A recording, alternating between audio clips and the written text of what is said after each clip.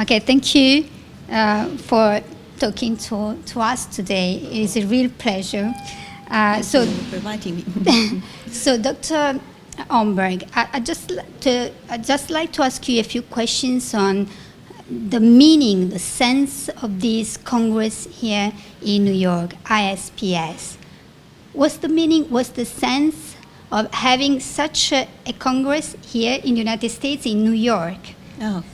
Well, of course, I can't talk on behalf of the ASPS board members because I'm just an ordinary member. For me, the meaning is rather clear. I think these ISPS people have always fought against the idea of a purely biological psychiatry, but they were on a strong minority position. And now you can feel it. The climate has changed, so to say. You know, there is something taking place which maybe could be a change of paradigm. So the merely biological approaches to mental disease eventually have shown up to be not so adequate. And so all the ideas about a social and a psychological or psychotherapeutical approach are really getting strength, and I think that's all about. And it's quite significant that there's all taken place in the United States, which has been the home country of the biological psychiatry, after having been the home country of psychoanalytical psychiatry in the 50s and 60s. You know, all the mainstream things, they start from the United States or from English-speaking countries, and so you can feel here when things change. Okay. What are your impressions in terms of where these psychiatrists stand now? Because you just said that they have acknowledged that there's been a great failure in terms of, focusing all their attention on biology, on drugs. So, but where do they stand now? You mean the ISPS? Yeah. Well, as I said before, I don't know their story that well.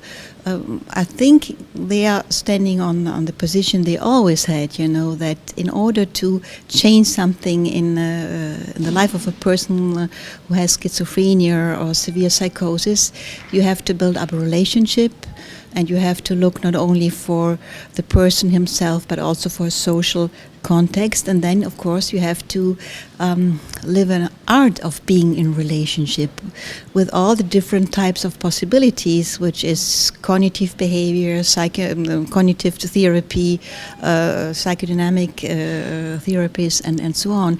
And there is the problem. First of all, it's such a huge and divided universe, And so how to find something that is common to all of these approaches. And the other thing is, how can you prove that the clinical results are actually as good and better as a biological treatment? Actually, this has been proved. There are a lot of research going on in this direction.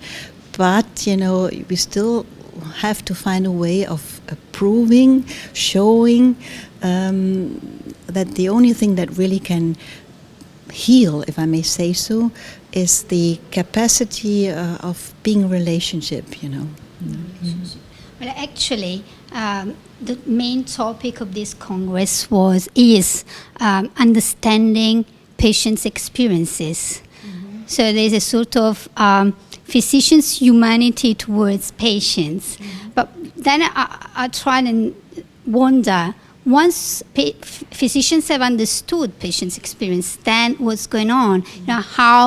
Which is next step? Well, you're asking this someone who grew up, if I may say, who was trained with a sentence in a book, which is Fajoli's book, Death Instinct Knowledge, and the colleague writes at a certain point, I understand that the patient is telling me this and this. So what I want to say is, from our point of view, this talking about understanding the patient is a little bit superficial, or it's quite something that is self-evident.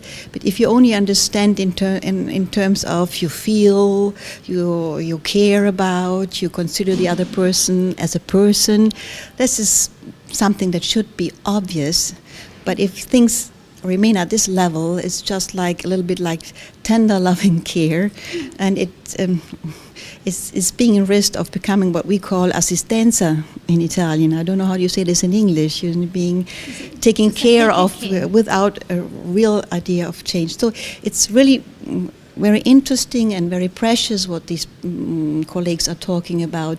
But we think, if I may generalize, people from my approach, that understanding means to understand the invisible, non-conscious dynamics of the patient.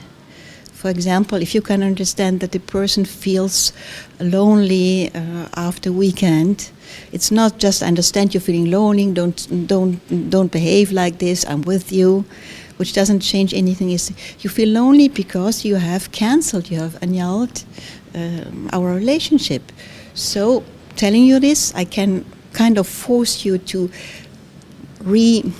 recover the relationship on an unconscious level, and then you feel better.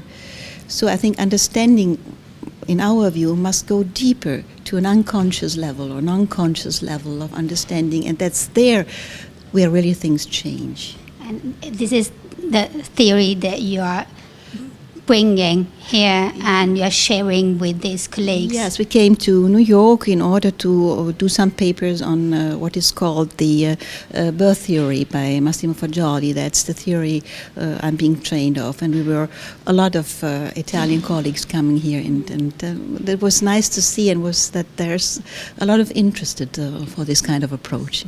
Okay, just a few things on your presentation here, just a few things. Oh yeah, well, we're almost there, and as the other colleagues did, I tried to explain how do we see, first of all, mental violence.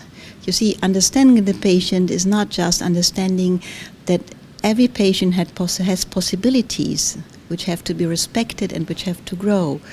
Every patient also has a lot of violence, which is it's a psychic violence which doesn't show up in behavior. So you have to know about this. And there is this idea of an almond drive that was, described by Fagioli. And on the other hand, the next important, crucial point is that every human being, when it comes to birth, is a human being that's not mentally ill. So we strongly disagree with the Freudian concept of an unconscious, which is naturally, let's say, fragmented or psychotic, So that's a completely different approach. That doesn't mean that we do miracles and we're able to heal any psychotic patient we are dealing with. It's more about the idea that there has in every person been a starting point where things were okay, and eventually this starting point can be recovered. You said that there was great interest around this discussion, and actually we did interview another psychiatrist, an Italian psychiatrist, and he said that American psychiatrists are just looking for a theory. Now that they've got back to the human psychiatry, they're looking for, where to go, where do we go now? So they're looking for a theory. So what do you think of this? Well, in a naive way, I'd say, great, here we are, let's talk, let's get together, You have your experiences, we have a lot of theories, so things could turn out, but we have to see what happens. There's this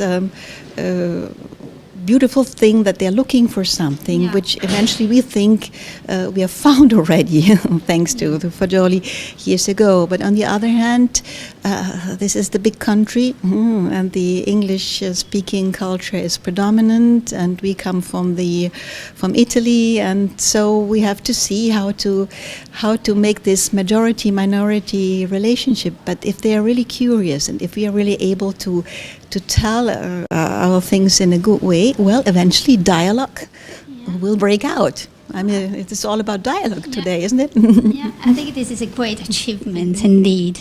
So what are the main things that you are taking back to Rome with you from this Congress? Oh, that's an easy and difficult question. Well, it's not over yet.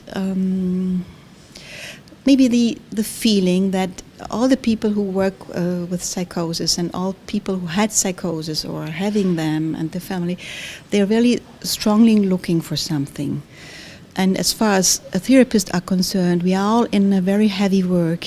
So there's a sort of common feeling between all of us. So that's something that gives me a sense of respect. And I hope that will create a situation of talking and confronting and eventually also accepting new contents. Thank you so much. It was a pleasure to talk to you today. So it was for me. Thank you very much, Thank you. Marcella.